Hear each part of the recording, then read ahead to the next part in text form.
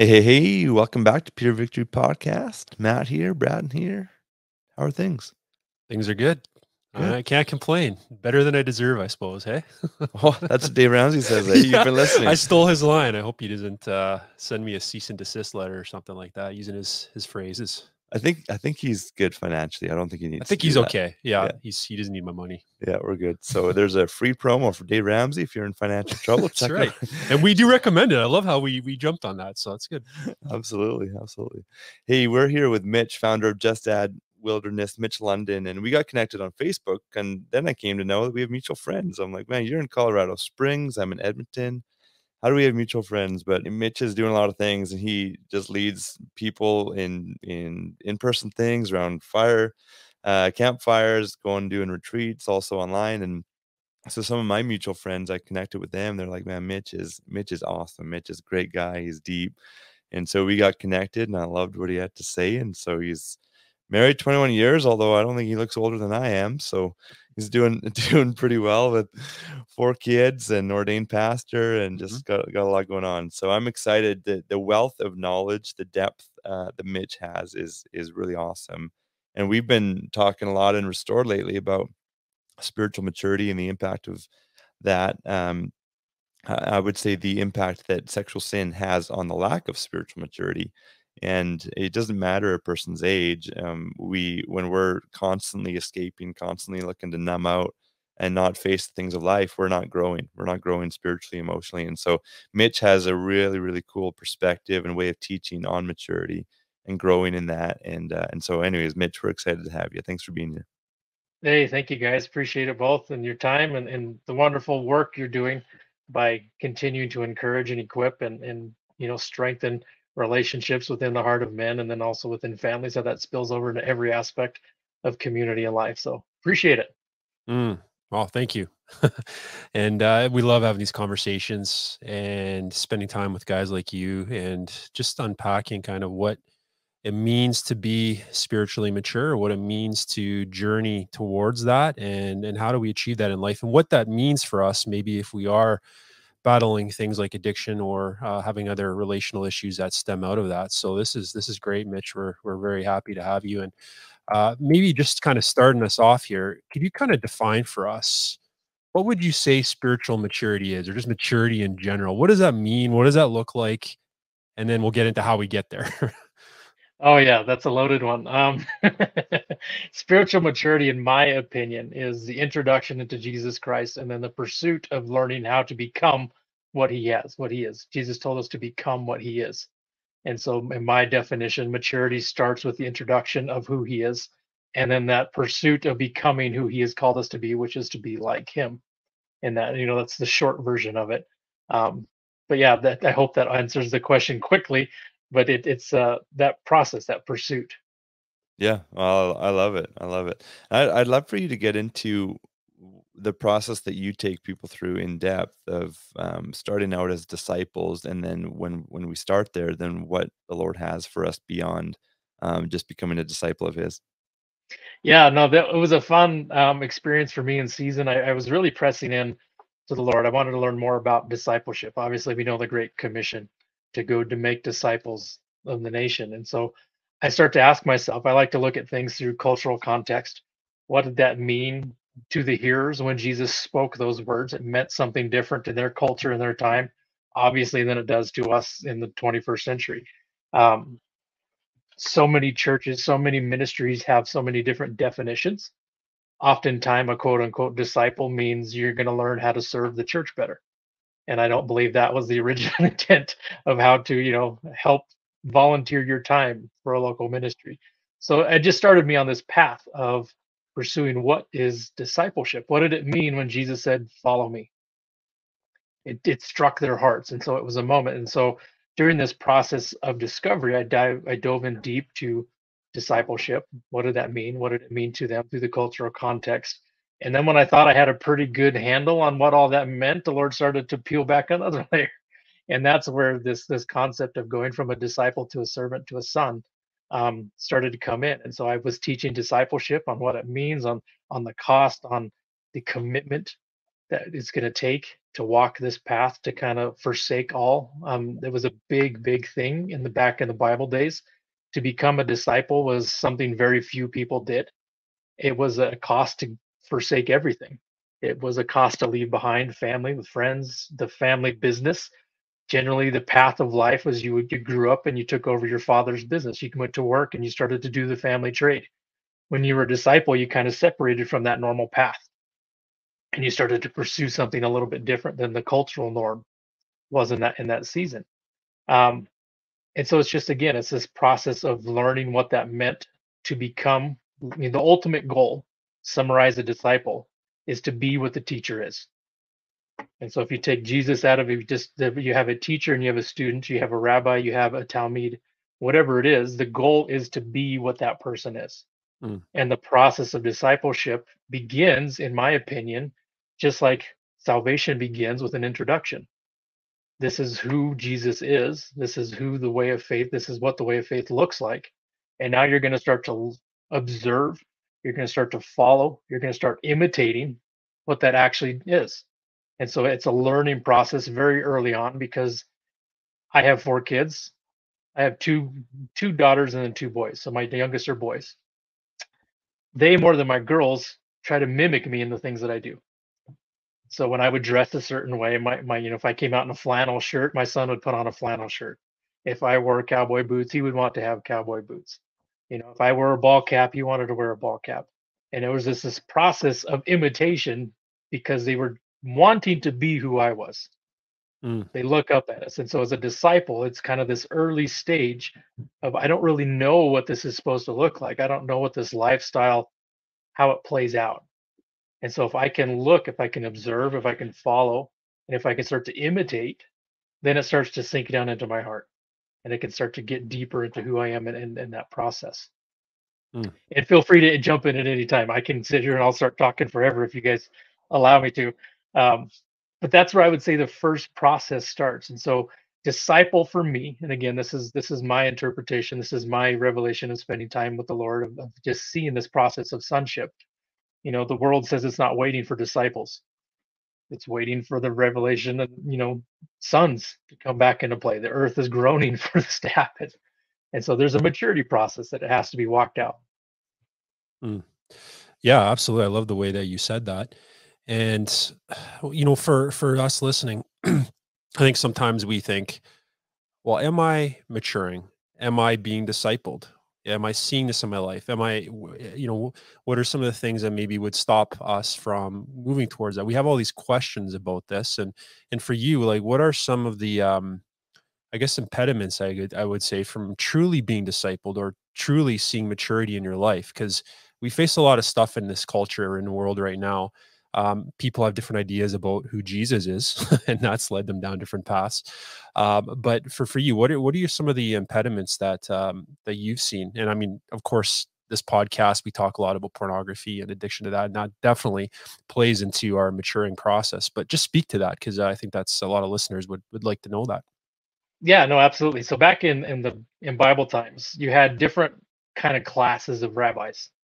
You had a Torah rabbi who basically taught the first 5 books. He said, I'm going to teach you how to read, how to write, how to memorize. Nothing added, nothing taken away, just what's there. And then you had those rabbis who had quote unquote authority. And the Hebrew word for that was shmika, like S''Mikah, I think is how it's spelled. But essentially that was an impartation. We would say like an ordination today. It's where somebody lays hands on you when they could trace this quote unquote spiritual lineage all the way back to Moses. So when Moses laid hands on Joshua and Joshua laid hands and laid hands and laid hands, they'd say, I have the spirit of Moses. There was an impartation taking place inside of me, just like with the lambs of sacrifice. So when they laid hands on the sacrificial lamb, they imparted all of the sins before the sacrificial lamb was sacrificed. And so this culture of impartation was at play. So you have these 2 different types of rabbis. And so you had one rabbi who only taught what was. This is what's in the text. This is what you can read. This is what's here. These ones with authority, they would have their oral interpretation. So they could kind of look at it and say, well, I think it means this. And I think we're going to add on to this. And those interpretations they called yokes. So it was the yoke of the Torah. And so these different rabbis, and I'm getting to your point, I promise I'm getting to your question, is they had these interpretations that they added on top of everything else, all the other laws, all the other rules that they were following. They had their take on it and they would add it on top of it. And Jesus mentioned this and addressed this, is that these yokes have become so burdensome because you've added so many things to what's just there. So the impediments today, how many different ministries do we have that are adding on that this is my take, this is my way, this is the way I believe you should be doing it. And so I think where people get steered wrong is they don't spend as much time in the Bible of just seeing who Jesus was, how Jesus acted, how he interacted, what was that model, that example, and they listen more to a mentor, to a leader, to somebody in their life, in their circle. Now, there's different lessons for all of this. We're all called to follow people, even the ones that we don't agree with. We learn honor that way. We learn submission that way. It's easy to follow somebody you agree with 100% of the time. There's no test in that. But when you're called to serve somebody who you don't necessarily agree with, then you really learn to start to steward honor and show honor in your life. So I would say some of the impediments is just agendas. There's empires being built today. I don't want to bash the church because the church is the bride and all that kind of stuff. But a lot of people have a lot of different goals that they would like to see happen. And they try to formulate systems to help them achieve those goals. My opinion is that fathers help to raise up sons so sons can go further, not to help raise up the father. Mm-hmm. Yeah, I mean, and that's exactly what the Father did with Jesus. So, Mm-hmm. and then the Son points to the Father, but the Father points to the Son. It's a beautiful process. Where in what way does sexual sin hinder someone's development in becoming a disciple, growing in a disciple, and then moving on into maturity from that? No, I think that's a huge part. And it's actually, I was looking up some notes last night, just I wanted to prepare for our chat today too, some of the different things that I had. But I keep going back referencing cultural context. So I keep going back to the Bible days. And I have this quote in front of me, and I'll just start reading what it says. As part of this process was a serious commitment to a change of lifestyle. So the conversion process of going from somebody who's not following, they called it the way back then, or following Jesus, following the law, the Torah, the book of Moses, the law of Moses, to somebody who was, they called it this conversion process. And it wasn't just a, hey, raise your hand, say this prayer, now you're saved. For them back then, it was more serious. And I don't want to discount people's salvation, so don't hear what I'm not saying. But and I'll just keep reading this. They needed to have several things in place for this conversion to be validated by the rabbi or the elders of the community. It says, of course, a conversion candidate may feel disposed to observe the tradition, but they may lack the emotional stamina to keep it and not just slip out of this consciousness place. And so they would look at your environment, they would look at your friends, they would look at the support system that you would have, because this was a commitment, this was a covenant. Now, covenant back in the day meant if my son broke covenant, I was required to kill him. Like, it was that serious. If you broke covenant for the entire community, then I had to do the thing that nobody wants to do because it was such a serious thing. And so they Mm. looked at this and said, okay, if you're coming into this, if you're looking to walk this way, follow this path, there needs to be some things in place. Emotional stamina was one. Living conditions was another one. Um, Friends, support system to kind of help make a conducive environment to grow in this type of faith. And so to bring it back to kind of sexual sin is, again, emotional resistance. Are we training people up to resist temptation? Are we training people up on how to handle these situations? Honor starts in your thoughts. Well, so does a lot of things that turn into bad habits. It starts in thoughts. Do we teach people how to start in the thoughts? Or do we treat habits? Do we treat outward symptoms? Do we treat actions? Those types of things. So I think part of the discipleship journey needs to be a really understanding. Again, let me explain it this way. Have you guys traveled abroad, Yeah. go to Mm-hmm. funny, weird countries? Is there a Yeah. culture shock when you get there? Yeah, Yeah. for sure. You show up and this is not something I'm used to, right? Yeah. I'm used to living in a certain environment with certain things and things are normal to me. And now I'm in a new culture. I'm in a new kingdom. And there's a little culture shock. There are customs, there are ways, what's right, what's wrong. You know, speaking of sexuality, if you go to Europe, they're much more free about it than United States, than Yeah. America's. And so there's more freedom in that culture, and it's not necessarily looked at. Well, if you're going from a kingdom of darkness into a kingdom of light, and you're having a little bit of culture shock and you're still used to certain habits, you're going to have to really have somebody helping you to retrain those thoughts, to understand, okay, this is where you came from, and you might have been, this may have been acceptable. But now we're working towards this new way of living, this new way of standard, and that starts in thoughts. In my mind, I think you have to start there. Right. That's great. And maybe speak to this, Mitch, too, because I'm picking up sometimes there's this tension that exists where people maybe are moving towards more of a legalistic approach, as you mentioned. Like they're focused more on behavior modification, the inward transformation that the Holy Spirit does in our life as we're following Jesus.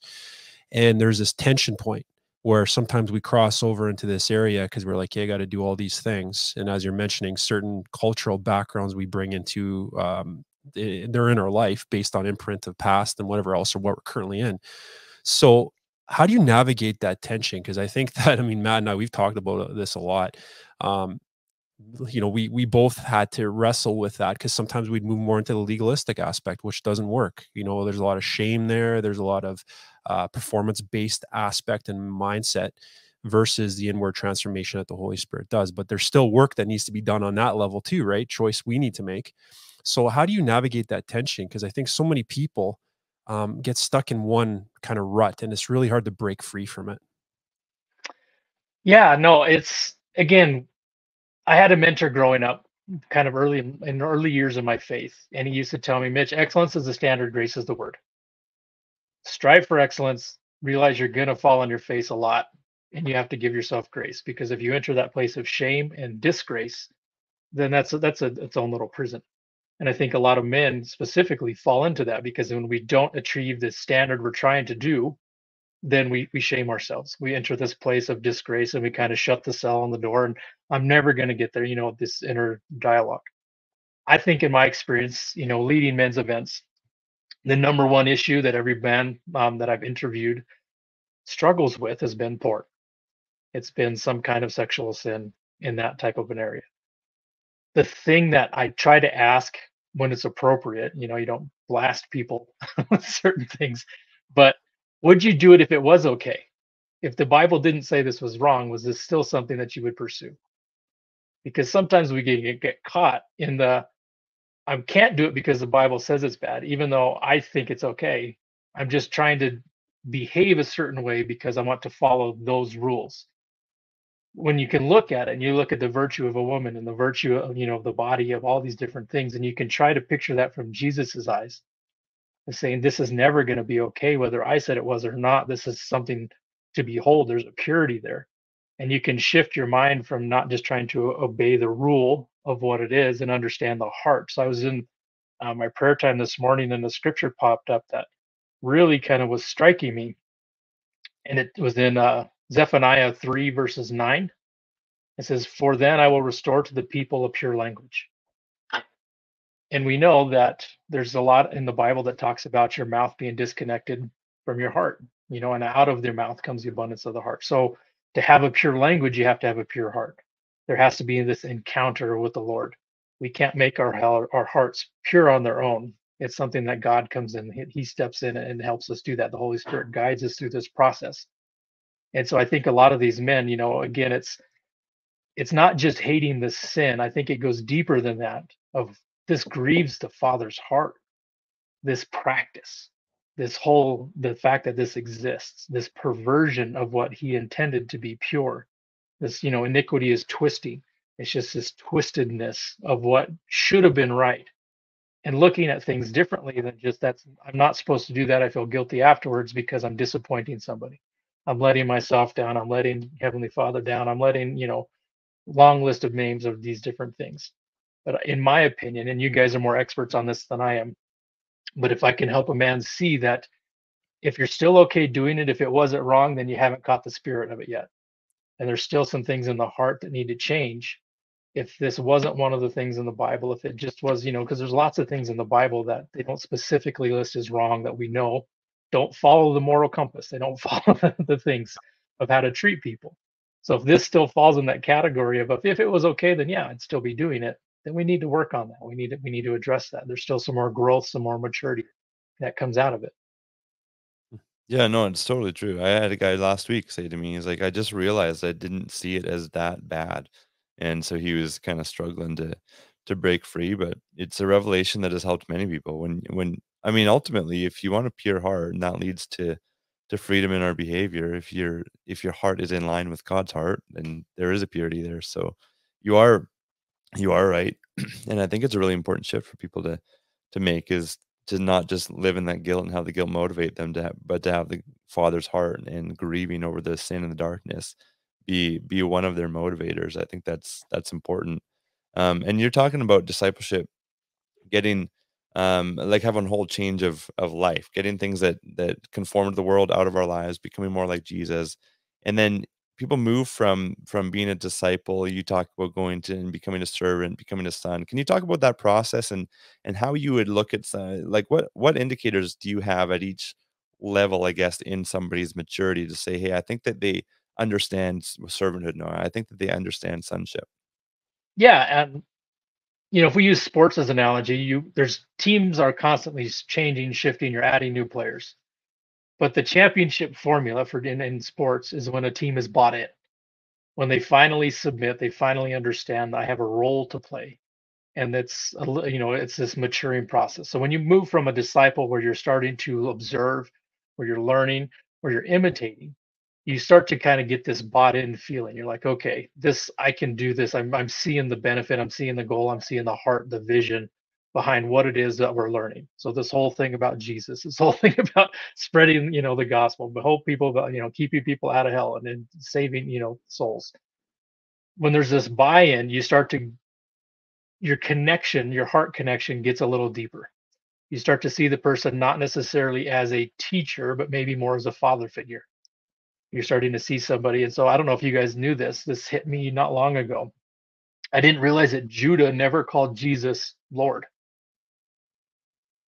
Did you guys ever heard that before? Made that No. distinction? No. He Yeah. only called No. him rabbi.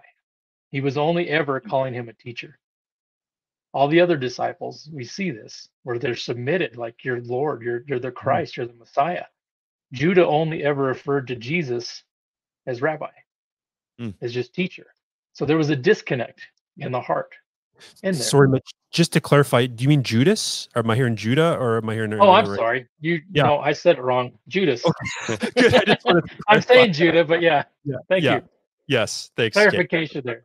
Very Judas good. only ever said rabbi. And that struck me because we talk about false fathers, but there's also fraudulent sons. There's people who go through the motions and they look like it, they smell like it, but they're not there. The heart connection hasn't happened yet. So, in my opinion, as you're moving on from a disciple, you're going from that invitation, and it's kind of a behavioral change, a behavioral adjustment of what's going on. And you move past that into more of a heart connection. Now you're still not quite there because a servant is generally looking for favor and honor in the eyes of a father. They want to be noticed. I'm doing good things. Are you proud of me? And you see this again with your own children. I mentioned before, though I have 4 kids. When they do something that they want to be recognized for, they make sure you see it. Look at Right. me, look at me, look at me, look what I'm doing. And you'll start to see this posture. And as if you have a heart of a father, if you have a healed heart and you're not still wounded yourself or still operating out of a place of like abandonment or orphan, you can recognize and say, good job. You can encourage and you don't come down and you need to be humble and you need to, stop seeking stuff and realize people are growing in maturity, just like a child does. They're doing things that are new to them. They're doing things that I've never done before. I shared the gospel with somebody the other day, and I've never done that before. I met this guy on the street, and it just came out. I didn't know what happened. You're guiding them, you're shepherding them. But as you move from a servant, it's a wonderful thing because Paul refers to himself as this. The word for servant is doulos, and it means somebody that's given themselves to the will of another. So, okay, I'm buying in. I see the vision of the church. I see the vision of the ministry or the people that you've surrounded me with. I'm on board. I want to help do this. But in the doing, you still want to be seen. You still Mm. want to be recognized. You still want people to notice this transformation that is taking place inside of you. Paul says it in Romans 1:1 that he's a bondservant, which is like the same word there, Mhm. the doulos of Christ, and it means to give yourself wholly to the service of another person.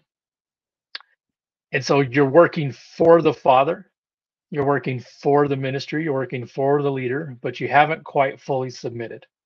You haven't given everything of you fully to them, if that makes sense. Mhm. You're still operating in some degree of self rather than surrender. Yeah, absolutely. I mean, it's just as you're saying that, I'm just thinking through all these conversations I've had with people over the years, in ministry, where there's something that's holding them back, whether they're struggling with, whether it's a sexual addiction, but just something in life where they can't move in their growth, and as far as their discipleship, their maturity, they just seem to have some sort of block there.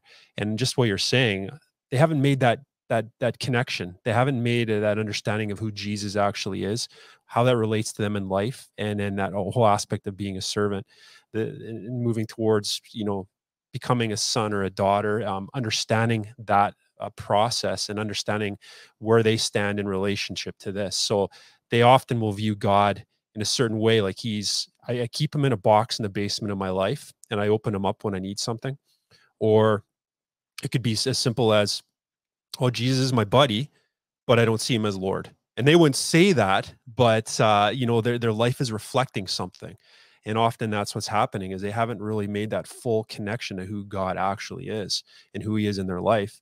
So they're living out of that, and then they're stuck. It's like they're trying to run through mud and they just can't get anywhere, and maybe they don't recognize it. So it's so interesting you're mentioning this, because it's so true. And so for someone who maybe is listening to this, and they're, maybe the Holy Spirit's working and doing something in their life and revealing this, but what are some things that we can do to, like, open ourselves up and surrender to what God has for us and who he says he is in our life? Like, what are some things that we can do, some choices we can make? I understand this is the work of the Holy Spirit in our life, but what are some things that we need to do in our life as well?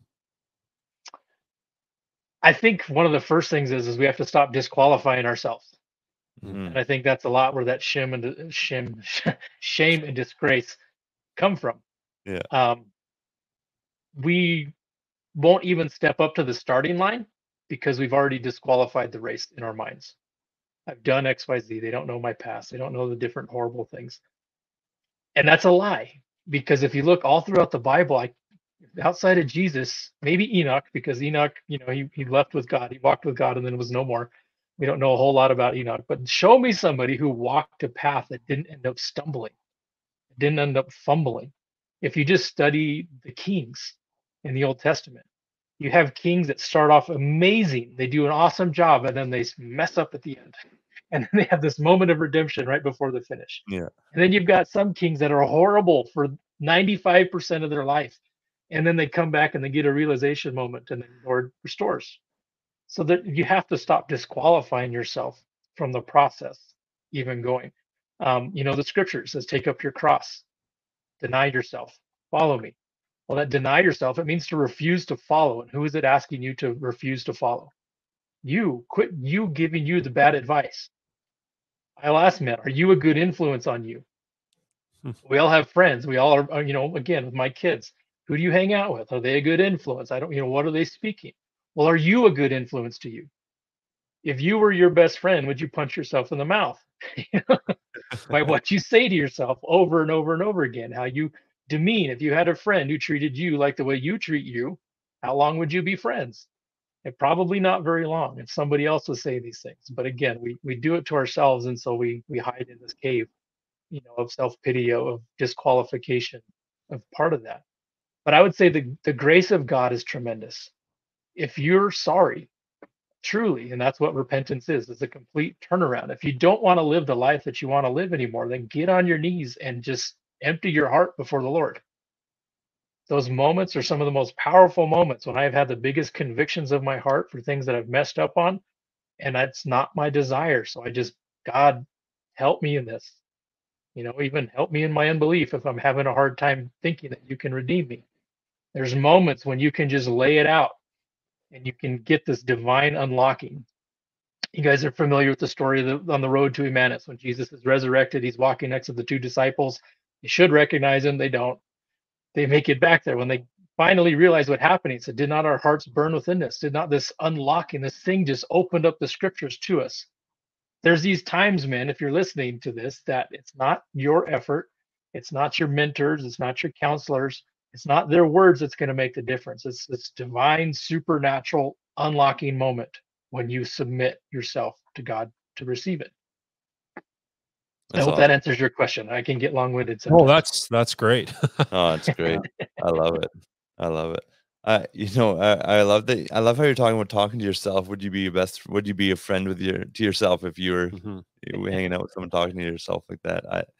I think that's great. I say that the reason we talk about ourselves or talk to ourselves that way is because it makes sense. Everything is justified, and there's a reason we screw up and then we beat ourselves up. It seems to make sense, but the grace of God does not make sense, and we have too much common sense in this in this world.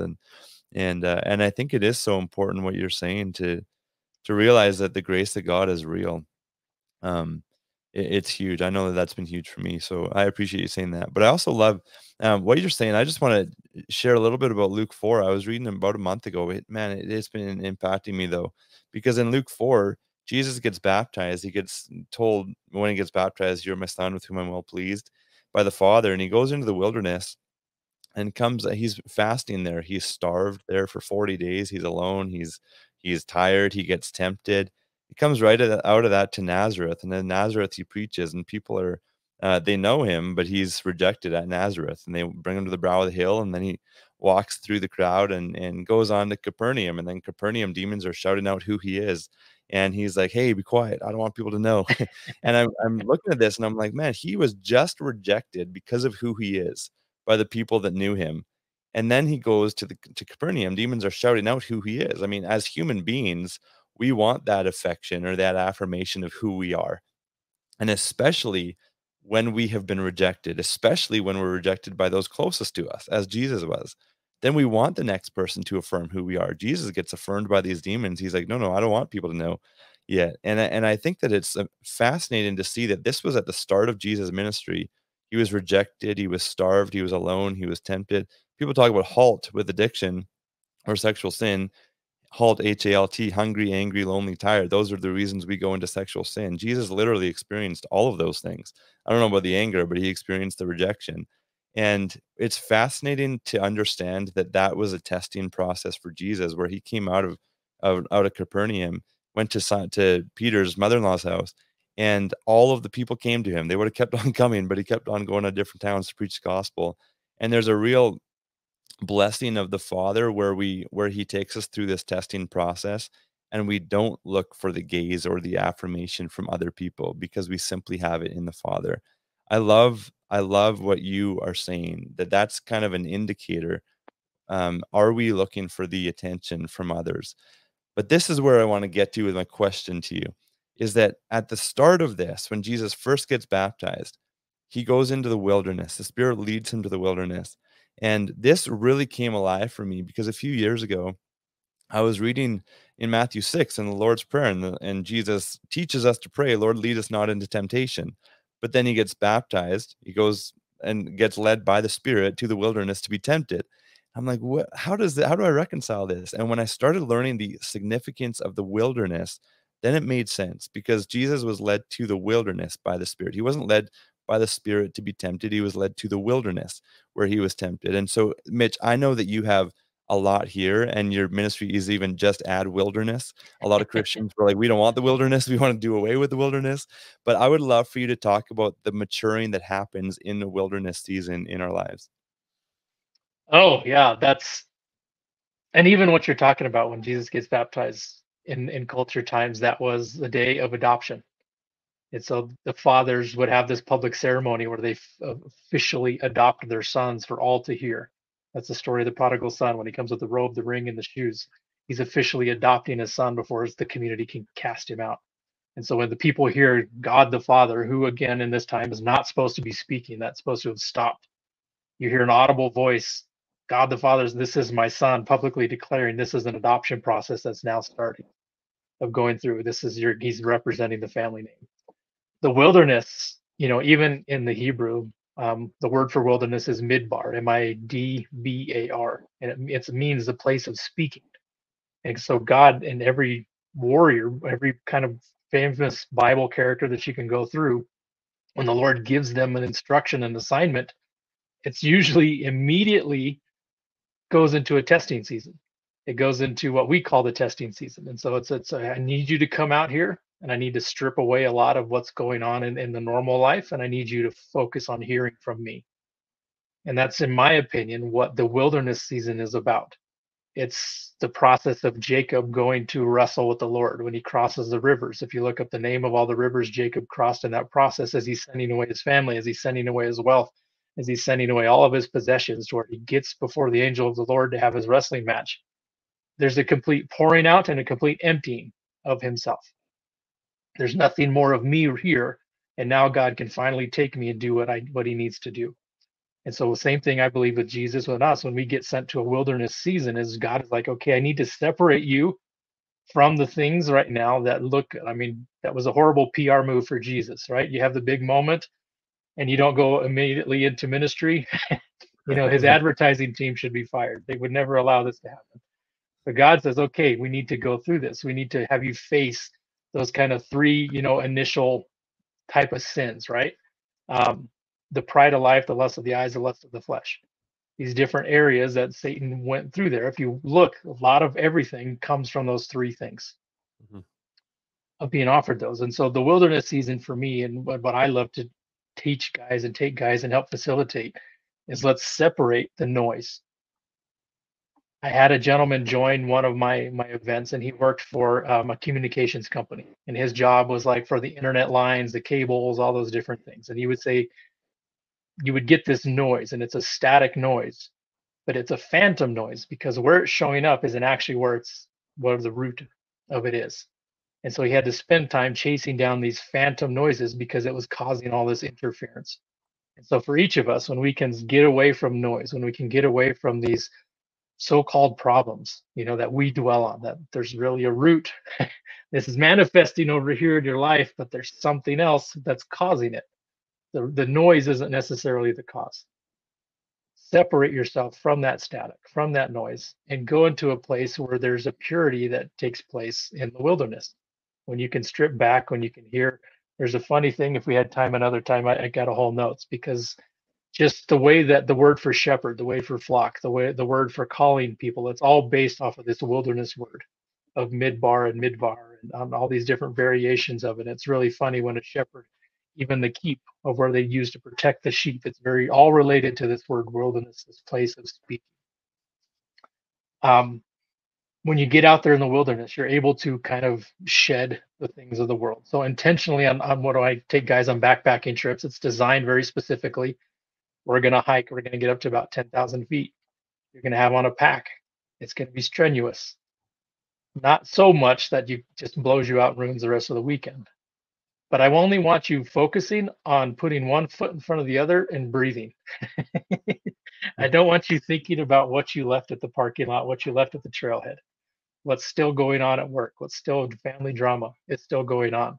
And I think Jesus went through some of this where he had to be removed in here, and I just want you focusing on certain things that the Lord had brought to it during this time.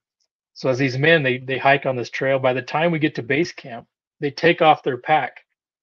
They're taking the weight of the pack. It feels tremendous. I don't know if you guys have gone backpacking before, but when you shed that pack after a long hike, like, oh, I could climb a mountain now. Like the weight is no longer upon me.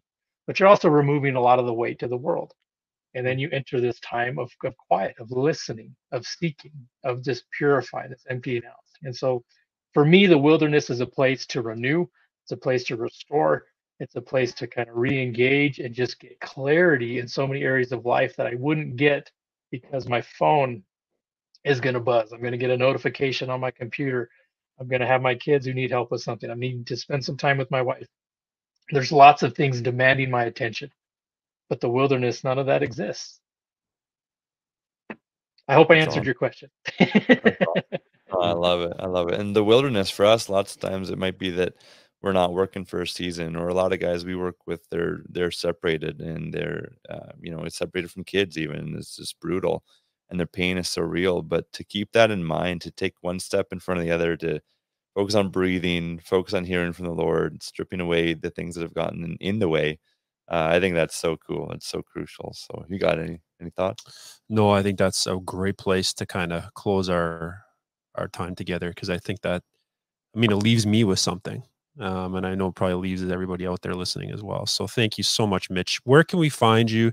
And I know that you're based in Colorado Springs, but I'm sure lots of people come to your events from all over. Am I right? Yes, yes. So based in Colorado, justaddwilderness.com is the website. You can find that on Instagram. I'm not as active on Instagram as I probably should be, but Just Add Wilderness YouTube channel, Facebook, website, all that fun stuff. Awesome. Awesome. All right. Cool. Well, thanks so much, Mitch. I love everything you say and your ministry. So keep it up. Appreciate it. Thank you guys.